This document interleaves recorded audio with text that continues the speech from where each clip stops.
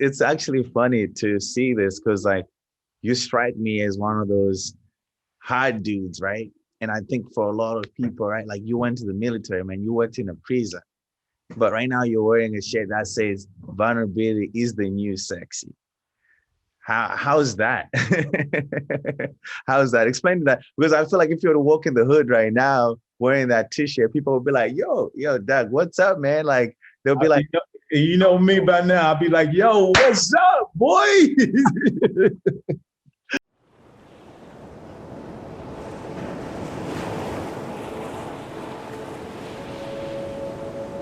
When I think of a man's emotion, I imagine the ocean and how on the surface it might appear to be calm and blue, but underneath there's a lot going on.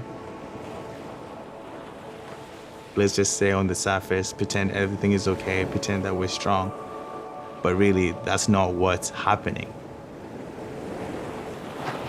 wear that shirt when everybody thinks different of what being a dude looks like and being like hard and like, a man looks like. Honestly, because I lived it. I lived that hardness. I lived being, hard as a rock. And honestly, Yeah. I mean, to say it honestly, I've always been vulnerable. Yeah. Always. Yeah.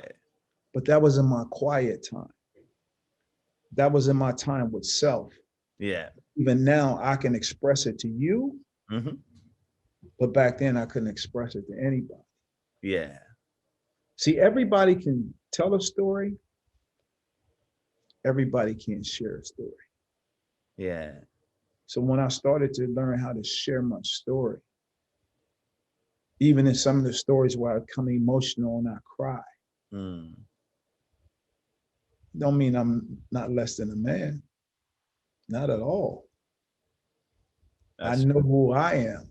See, once you learn that you know who you are within your heart, you know who you are, don't nobody else matter. Yeah. They don't matter, you know. And we'll talk more about this when I come to Black Men here on King's Corner, but I feel like people don't understand, man, the power of being vulnerable, man. Like I feel like the funny thing is that like for me, I feel like the men that I actually respect to be like real man, it's funny enough, it's not like the people that are like, oh, like I'm tough. I don't respect that. Because like easier to do that. It's easier to do that than it is to say, oh bro, I'm just sad. I'm broken. I feel shitty, like I hurt somebody and be able to admit that and be able to be like, I want to be better. And people that I've seen that do that, they've really inspired me. And I think in moments like there's this power of being vulnerable, which is in the authenticity of self.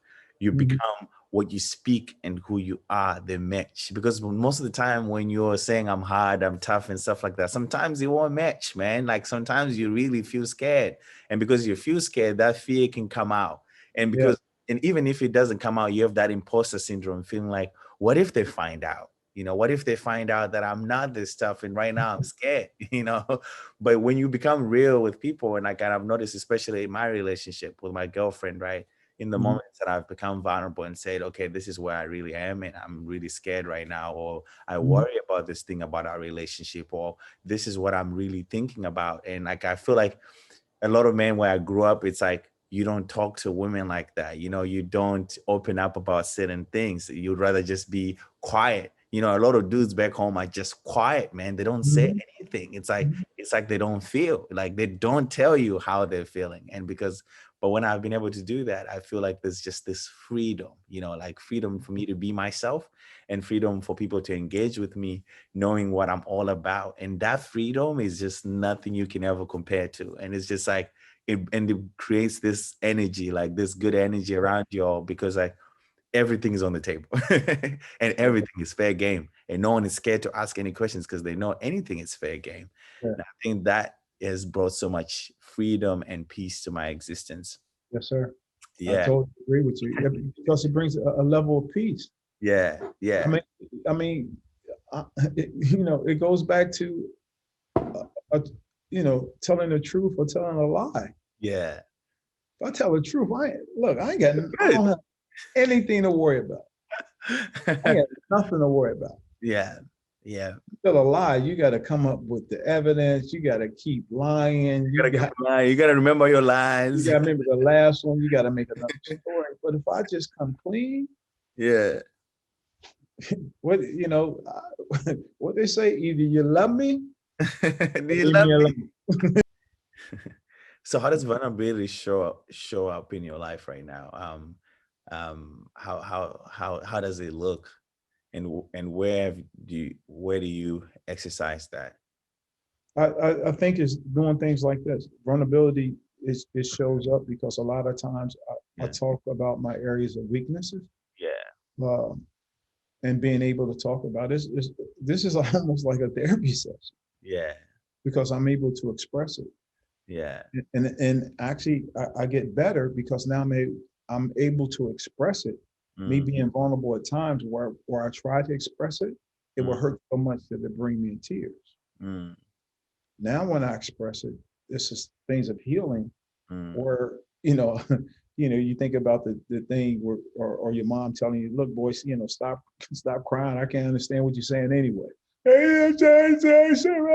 So if I'm trying to get a message out and I'm being vulnerable, now you're able to understand what I'm saying. Yeah. If I get on here and I start to cry, and I'm saying, yeah, did that happen like that? You don't understand anything I'm saying, so I'm not helping you. Yeah. The goal is to help. Mm, That's where I'm at. Vulnerability, honestly, is even seeing or feeling a discernment of another man's pain and yeah. wanting to help. So what is it that you used to that you would cry when you're sharing? One, Yeah.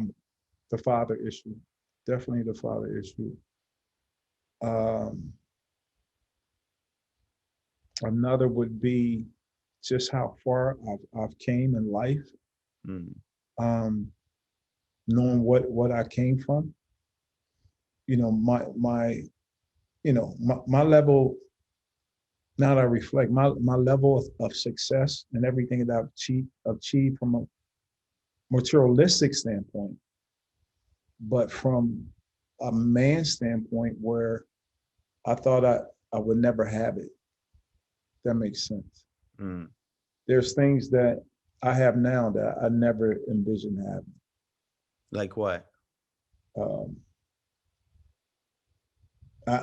this level of peace that I'm able to operate now, without being emotional about my father, not being emotional about divorce, not being emotional of not being a college graduate, Yeah. uh, you know, not being emotional because I wasn't the um, let's say a warden of an institution. All those things that as I progressed in life, I wanted to achieve, Yeah. but I didn't reach that point. So now was I less of a man because I didn't reach a certain plateau of life that I thought was supposedly the the highest position or the best position? Mm, No, I had to be at a level of peace. Things happen that way for a reason, mm, you know. mm. Just really understanding, man, as we grow Yeah. every day, that we wake up. Oh, yeah, I mean, even I'll talk about my father, but even certain, how death plays a certain role or grief when somebody leaves. And I even woke up, I've been waking up the past couple of days, missing a couple of people. And I'm thinking like, yo, what could I do better while Yeah. I'm here? Who can I impact? Who can I help? Speak. Yeah. And what is your answer on that so far, at least? I just got to continue to be me, man. Yeah. And understanding me, I got to continue to be free. I you know, we talked about it from a spiritual level. Like I like I prayed for a lady in the post office yesterday. No, not yesterday. No, yeah, yesterday. Today's Sunday. A white lady in a post office.